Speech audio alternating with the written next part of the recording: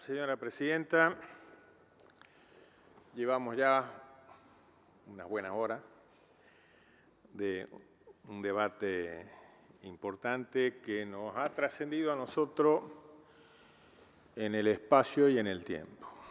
En el espacio porque obviamente está fuera ya de nuestra hermosa casa, de nuestro hermoso Congreso, no viene, hay gente en la calle. Es un debate que en el tiempo también, no solo en este tiempo que hemos estado desde la Cámara de Diputados y de Senadores, sino desde hace bastante tiempo atrás, y nos va a trascender porque seguramente no va a concluir esta noche. Y por extenso y por complejo que es el tema, porque si habremos tenido temas duros, me parece que es el tema, al menos de mi parte, más duro. Llevo varios años en el Congreso de la Nación. Me parece que lo más importante es desde qué punto de vista lo encuadramos al debate. Y creo que gran parte de lo que hemos venido viendo en las charlas, en las comisiones, era cuál es el encuadre que le damos a un tema que por sí es difícil, donde están en juego cuestiones de valores, cuestiones jurídicas, cuestiones filosóficas, pero hay una cuestión casi de previo y especial pronunciamiento. Es decir, nosotros estamos sentados acá en nuestras bancas con un grado de responsabilidad. Nosotros debemos actuar solamente de acuerdo a la base de nuestras creencias o en la defensa y en el trabajo de las políticas públicas, que a veces son dos temas que son distintos, ¿no? Es decir, por un lado, a veces nuestras creencias nos llevan también a la inmutabilidad. Somos todos parte de una sociedad y somos todos parte de las creencias en las cuales estamos los valores. Yo no quiero dejar de lado eso. Soy católico, he tomado las creencias que mis padres me legaron. Más, cuando fui gobernador, aboqué mi gobierno a nuestra Virgen del Valle. Llevé el bastón a la Virgen del Valle. Algunos dicen que primero fue pagana, porque siempre ocurre con nuestras imágenes que suelen ser paganas, los indios la valoran y después la Iglesia las toma. Y ahora, esto es legítimo. Ahora, ¿yo tengo que abordar todos los temas desde las creencias? Hay una religión, discúlpenme en el dislate, hay una religión que en algún momento tiene que haber habido una especie de enfermedad de triquinosis, hace varios miles de años. No conozco. ¿No? Entonces, como todos eran ignorantes, dijeron, curemos a este tema desde la religión, no coman más cerdo. Bueno, hay alguna religión que es la chuleta de cerdo y la comida de cerdo de hace varios miles de años que no las come. Sí, digo, de pronto hay cosas que se abordan desde donde se tienen que abordar y otras cosas se abordan desde la responsabilidad de la política. De los hechos para los hechos. De los hechos para los hechos porque uno mira la realidad y la realidad va cambiando constantemente. Y entonces es ahí en donde nosotros ciframos este encuadre que para nosotros es ineludible. Es decir, tomar las normas como normas públicas, como políticas públicas. Se ha dado un debate extraordinario, no solo acá en el Senado, sino en la Cámara de Diputados. Se ha dado un debate que realmente nos ha servido a todos. Yo creo que gran parte de la sociedad lo ha seguido al debate por los medios. Opinión no solo de las que vinieron acá, sino escritos en los diarios, editoriales. Hemos aprendido muchas cosas. Nosotros, los protagonistas, la gente, seguramente hemos sacado tabúes, hemos sacado cosas que estaban escondidas, se han visualizado. Y esto es como muchos de los que acá han dicho, más allá de las posiciones que tengan, que realmente han enriquecido. Más, por ahí uno tiene amigos de afuera y siempre valoran de los argentinos que somos cultos y muy inteligentes. Pero hay una cuestión con nosotros, que nos vamos hacia los extremos. Tomamos las cosas a veces desde el sentido común y las llevamos a los extremos y nos extremizamos. como que aquello de que los científicos te dicen tesis, antítesis, síntesis y que las sociedades caminan como a nosotros esos comunes denominadores nos suelen ser muy difícil, es muy difícil ver cómo podemos ir hilvanando o debatiendo temas. Más, yo acá he escuchado argumentos extraordinarios, incluso han venido biólogos que nos han desanado de varias cuestiones, pero lejos de tomar esos buenos argumentos como elementos para una interacción con las otras posiciones, no, tomamos esos buenos elementos para fortificar nuestras posiciones y desde ahí nos es muy difícil. Desde que este tema está en debate en la República Argentina, mientras esto ha pasado, hay muchos otros países del mundo que a este mismo tema lo han tomado, le han sacado las cuestiones filosóficas de creencia y religiosas y han avanzado. Y han logrado algunos tipos de leyes, no he leído todas, pero algunas la toman por la situación de la causalidad, otras dándole mejor término a la autonomía, pero a ver, países que tienen idiosincrasias no muy difíciles o distintas a la nuestra, estamos hablando de España, de Italia, el último caso de Irlanda. Irlanda es un país con un 80% de una religión marcada, y sin embargo han avanzado y han logrado este tipo de cuestiones, es decir, buscar, y eso me parece que nosotros los argentinos, no solo en este tema, esto es más claro, se lo visualiza, pero nos ha costado. Es decir, recién sobre esta noche empezamos a ver algunos proyectitos que están, que claro, nos llegan, diríamos. Me hago una pregunta. ¿Cuándo fue la última vez que el Congreso argentino tomó este tema? Código Penal 1921, artículo 85. Seguramente las causalidades puestas hace casi 100 años eran casi hasta de adelanto, como nos hizo referencia recién el senador Ernesto Martínez. Pero claro, acá hay dos posturas. Una, la de tomar la ley aún con el esfuerzo de las modificaciones que se plantearon, y la otra es la de directamente no tomarla. Yo acá me hago una pregunta sincera. Digo, no ha pasado nada en este país durante 100 años, porque el resultado de la no aprobación de la ley es que estemos en la situación que estamos ahora, con las responsabilidades de los hechos que van a ocurrir después de lo que pase esta noche. No me refiero a cuestiones, diríamos, sociales, sino a los hechos concretos sobre el tema que estamos llevando adelante. ¿Realmente tenemos algún argumento para sostener que la sociedad argentina del siglo XXI es igual que la del año 1921? Es decir, con alguna cuestión de reconocimiento intelectual, de honestidad intelectual, no podemos arguir de que fracasó estrepitosamente el concepto de penalización, de que esa prohibición penal no ha servido para nada, al menos en las conductas de la gente.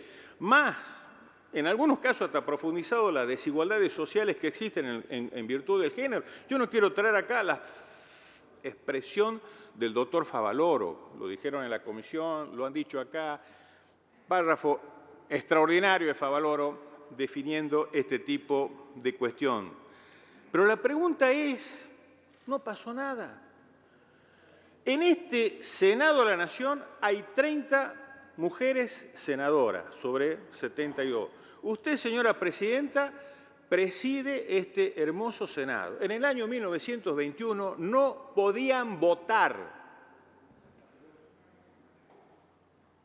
Lo digo para decir que creo que algo ha pasado en este país en 100 años. Obviamente, creo que en la próxima elección este tema va a estar, obviamente va a estar en el tema, habrá más o menos mujeres sentadas en su banca, pero seguramente nadie va a pasar por el también las elecciones sin este tema fundamentalmente puesto allí como una cuestión básica. El enfoque jurídico que recién mi colega que me antecedió, yo no soy un jurista, no puedo entrar en detalles de temas de envergadura ni de constituciones en la mano, pero la Constitución en el artículo 75, inciso 22, que es el que hace el reconocimiento de todos los pactos existentes y preexistentes y que nos dice de una manera o de otra, en verdad son los modos de interpretación, no hay prohibiciones allí puestas. Los temas de la inconstitucionalidad, que por ahí algún colega lo planteó como una cuestión fundamental, yo le diría que no nos hagamos tantos problemas, porque los organismos que tienen que tomar este tema son los que nos aconsejan determinados tipos de conductas al derecho positivo argentino. Si me permite, lo debe dejar hablar tranquilo usted, no me interrumpa. Creo que el plexo de normas que acá lo han planteado con mucho brillantez Fernández Sagasti, los dos senadores de Chubut. Yo no quisiera acá, diríamos, ampliar sobre esto ni entrar sobre los casos que se han dado como seguranza, pero sí plantearme una cuestión que es la cuestión de interpretación de esto. Porque acá nos dicen de la vida, de que si está la argucia de que no se da la palabra niño, que no se da la palabra feto, que no se da la palabra embrión. Más allá de cualquiera de estas cuestiones, el concepto de interpretación de esto es que no existen derechos absolutos. Cuando alguien acá hoy fundamentó de los derechos absolutos, se tuvo que remontar al derecho romano y contar cómo alguien era esclavo si no pagaba las deudas. Sí, no existen derechos absolutos. Más, hay muchísima bibliografía sobre esto, pero no existen derechos absolutos y las interpretaciones de quienes nos rigen las normas internacionales son el sentido de la proporcionalidad. La Corte Suprema de Justicia de la Nación todavía no lo tomó al sistema de proporcionalidad que viene en los controles de constitucionalidad de Alemania. ¿Por qué? Porque la Corte nuestra tiene otro criterio, que es el criterio de la razonabilidad, pero deja este criterio de proporcionalidad que los tribunales inferiores sí lo tomen cuando se tratan de cuestiones en conflicto. Y esto que nos parece que, cuando los dos derechos o los principios constitucionales que puedan estar en juego son convergentes, no hay ningún problema. El problema surge cuando entran en conflicto. Pongamos dos derechos en conflicto que hagan, por ejemplo, a la libertad de tránsito y, por otro lado, la libertad de manifestación pública de una huelga. ¿Cómo se falla? ¿Se da prioridad a alguno? ¿Se da prioridad a otra? ¿En qué grado se da prioridad a uno y en qué grado se da prioridad a otra? Acá la jueza Keckermayer dio un ejemplo que era el de las injurias a un político. Es decir, la libertad de prensa frente al derecho de la privacidad. Pero como se trataba de una persona pública, la real malicia, es decir, la conjugar de estas cuestiones. En Alemania, por ejemplo, se planteó en algún momento el tema de la libertad de empresa y de trabajo de las tabacaleras frente al otro derecho, que es el de la salud. ¿Cómo resolvemos este tema? ¿Prohibimos el tabaco? Y habrá alguno que habrá dicho, che, vamos a hacer como la ley seca de Estados Unidos, es decir, nadie lo va a cumplir. Bueno, ¿cuál fue la cuestión? Plantear que en las etiquetas de cigarrillo aparezcan esas fotos horribles, que bueno, si vos te vas a querer tener una enfermedad, ya lo vas sabiendo. Es decir, es el planteo y es el modo de interpretar que se tiene en todos estos tribunales y surgió de teorías, pero, uno de los teóricos de esto se llamaba Robert Alexis. Robert Alexis es un alemán que nació en 1945 y que el primer libro que escribió sobre filosofía del derecho dice ¿qué es el derecho? Y le contestaron, pero el derecho es una cuestión de los teóricos, de los prácticos. No, sí, está bien, pero ¿qué es el derecho en un régimen fascista, en un régimen nazi, en un derecho de gobiernos de facto? Entonces, ¿cómo es el derecho en los gobiernos injustos? Porque cuando te dicen cómo es el derecho, te salen la pirámide de Kelsen, ¿viste? La asamblea primera, bla, bla, bla. No, sí, está bárbaro. Cada uno se correlaciona con otro. ¿Cómo es el derecho en los regímenes injustos? A partir de esas teorías, de esa filosofía del derecho, van haciendo el concepto de los derechos humanos en el mundo. A partir de él, a partir de Rossi, que escribió 40 o 50 años antes y que son los elementos de interpretación que hoy tienen los organismos internacionales. Porque yo veo que cuando hablan de la proporcionalidad, que hablan del peso, del contrapeso, que hablan de la gradualidad, nos miran como que si defendiéramos de acá como que el derecho argentino... ¿Qué derecho argentino? Si nuestra misma norma constitucional es una muy buena copia de don Alberti, gracias a Dios que la copió de un Estado extraordinario como el americano. Nuestro Código Penal es una copia de los códigos alemanes. Tomamos la fuente del Código Civil de Vélez Sarsfield y, bueno, Savigny. Es decir, nosotros no tenemos la autonomía de esto, sí tenemos que recurrir a quienes nos interpretan en este tipo de cuestiones. Siempre en materia jurídica hay un 50% de biblioteca y un 50% de biblioteca, que esto hay veces que son las cuestiones políticas, las cuestiones de actitudes, las cuestiones de momento y las cuestiones de tiempo las que van cambiando y que las que dan las cuestiones. Acá, a modo de anecdótico, ya no lo traigo más el tema de Alfonsín y la Convención Constituyente, porque el miembro que acá vino a informarnos y nos planteaba la inconstitucionalidad de la actual norma fue el mismo que le planteó a Alfonsín allá en Santa Fe, que cuando Alfonsín se retiró le dijeron, che, dejate de prurito jurídico que acá vamos a perder la reforma de la Constitución. Y esa Constitución se sancionó sin esos pedidos allí, no vengamos hoy con que eso es inconstitucional. ¿A qué voy con esto? Que es muy probable que alguna corte vaya a declarar inconstitucional este vetusto Código Penal que todavía tenemos en esos artículos cuando esto se lo esté planteando. Yo creo que estamos frente a un proyecto de ley que, como todos los proyectos de ley, son superables, son posibles. Este es un proyecto de ley que se inscribe dentro del marco de género.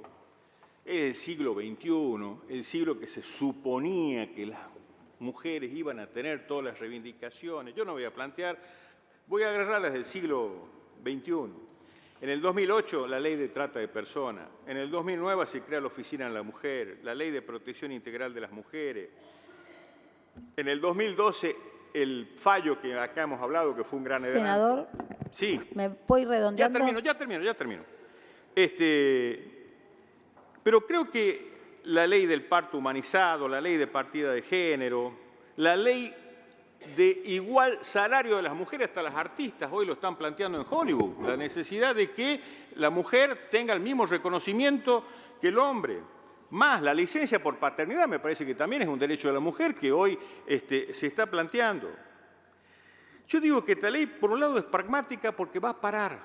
Esto en lo comparativo baja la mortalidad en la cuestión puntual, pero baja la cifra de los abortos. Y no hace falta irnos a otro lado, vamos a Uruguay para compararnos cómo esto ha ido bajando.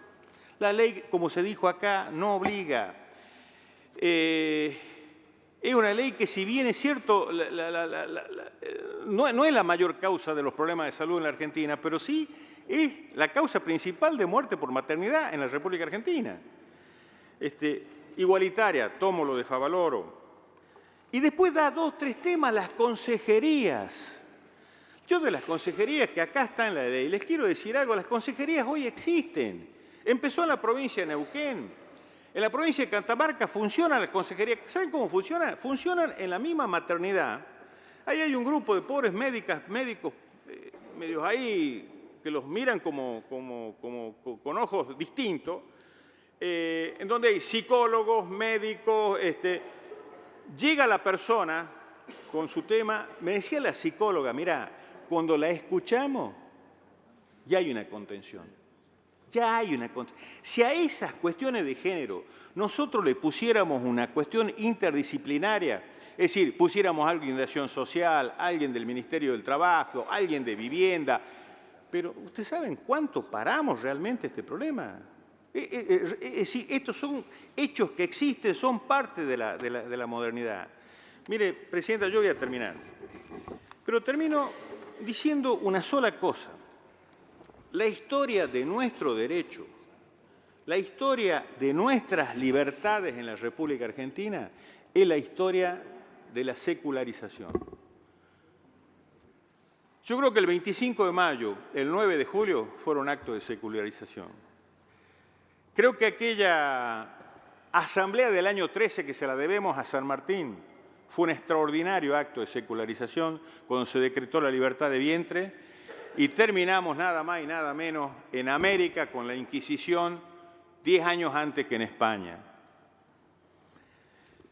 También fue un acto de secularización la Constitución que consagró la libertad de culto de 1853. No voy a hablar del pobre Nicasio Oroño que se le ocurrió hacer la ley de matrimonio civil en el año 1868 que terminó con la provincia intervenida y él excomulgado cuando creía que estaba solucionando un problema de todos los gringos que le venían de distintas razas y credos y que él los quería casar porque no había forma de casarlos de otra manera que no sea por una ley civil. Recién en la década del 80, viene el reconocimiento por la ley de matrimonio civil, la 2393, a instancia del general Roca. Fue también un acto de secularización. Fue también un acto de secularización en este país cuando empezábamos a crecer y teníamos que contarnos, ver cuánto crecíamos y cuánto terminábamos. Estoy terminando, señora Presidenta. Y crear el registro civil. Fue un acto de secularización la ley 1420, que fue un debate extraordinario. Menos de 1 de cada 5 argentinos eran alfabetos en este país. En esa ley, yo vi en su despacho una foto de Roca, y me parece muy bien que usted venga a Roca. Roca, que fue el autor de la ley, no fue Sarmiento ni fue Mitre, la llevó él, a él le tocó en la historia política. ¿Sabe qué hizo? Lo echó al nuncio apostólico de la República Argentina bajo el planteo de inmiscuirse en las políticas internas de la República Argentina. Por supuesto, después la arregló en el segundo mandato. Pero lo echó. Se sabía por qué se hacía esto.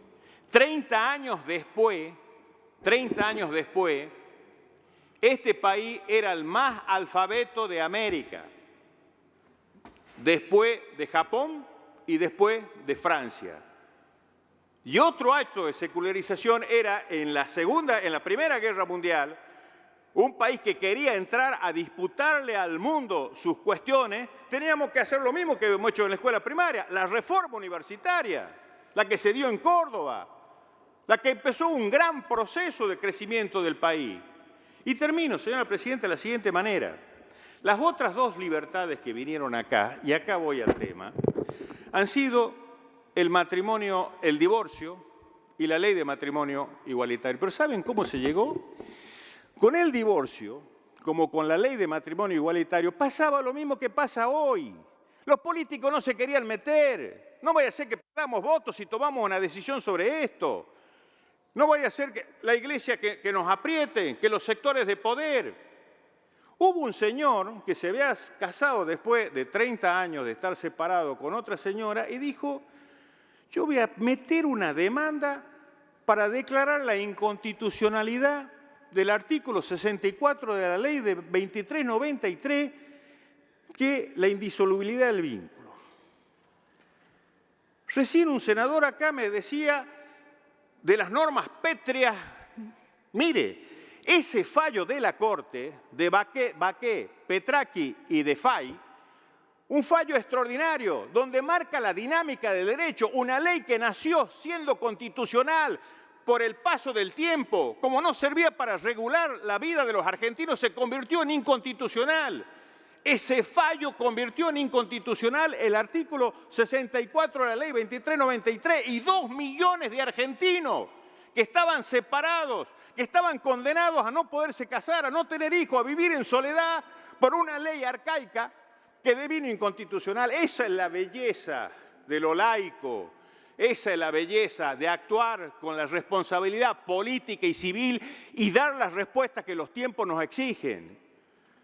8 meses después era ley. Alfonsín rápidamente, cuando vio la sentencia esa, la mandó, y lo mismo hizo Kirchner con lo otro, porque la ley... Perdóneme, senador. Y termino. No, pero ¿sabes sí, desde cuándo me está diciendo que termina? Hace 8 minutos me está diciendo que termina. la ley de matrimonio igualitario, y lo dije acá en este recinto, ¿saben cómo fue? Un chico le dijo a su padre, papá, soy gay y convivo con otra criatura. Y el padre le dijo, perfecto, yo soy chapao la antigua, anda, casate. Fue a la justicia y logró la sentencia. Una sentencia judicial abrió la puerta para que se pudieran casar personas del mismo sexo. Después vino la ley. Con esto va a pasar algo parecido. Si nosotros no avanzamos, la gente y la propia justicia es la que modifica los derechos positivos. Termino de la siguiente manera. Cuando este país creció, se desarrolló, desde Aarón Castellano en adelante, cuando venían todos los inmigrantes a hacer esta República Argentina, ¿sabe por qué vinieron? Porque este era un país laico, no un país convencional. Porque este era un país en donde regulábamos a partir de nuestra Constitución para que vengan todos los hombres y mujeres del mundo a poblar este suelo argentino. Sigamos trabajando para la libertad, no hagamos leyes para algunos, hagamos leyes para todos. Gracias.